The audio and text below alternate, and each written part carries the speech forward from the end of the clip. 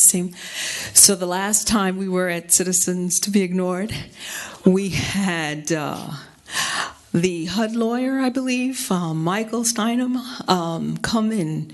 I'm sure we paid him a lot of money. He's out of Pennsylvania, to school us on how this was a HUD doing, and it was the right thing, and how inadequate these people are, and how our city manager, current and outgoing, had nothing to do with it. Their hands were tied, and these folks wouldn't would not go to training, and therefore their decision was fair and just.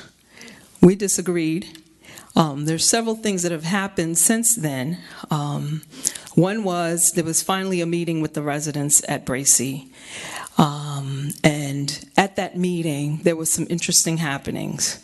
One of the first things that I thought was very interesting is that all of a sudden, these folks at Bracy who have been, in arrears in their rent and stuff and been looking for help and haven't gotten any help while we were dropping trillions of dollars in the stock market every Friday to sustain the stock market, but we can't sustain low-income people. All of a sudden, our city now has $500,000 available to put into Bracy for improvements, capital improvements. Listen, thank you. I'm not going to say no thanks, don't look a gift horse in the mouth and all of that, but why are we putting $500,000 in a building that we're about to tear down? Amen. Help us understand that. And the people need $500,000 to stay in their apartment at least until you tear them down.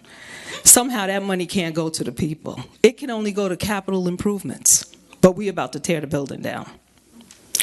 We said that the board members didn't attend training. So let's see, let's fire all of them. Well, guess what happened? Now you got a bunch of new people, instead of people who had 7 years, 5 years, who attended some training, right? If your thing was right, you at least attended some training. These people had no training. They couldn't even conduct the meeting. So once again, we were paying this lawyer out of Pennsylvania to conduct the board meeting. Not Board of Ed, Board of Municipal Housing. That makes a lot of sense. One reason number, 101 why we shouldn't fire everybody off a board? You don't have anybody who knows how to run it. They introduced someone there at the meeting with the people, and I was waiting to hear all of his credentials and how much more adequate this person is than the people we have. And he was like, oh, thank you. I feel honored that you put me on the board. They are not qualified than the people we had. Thank you. Thank you, ma'am.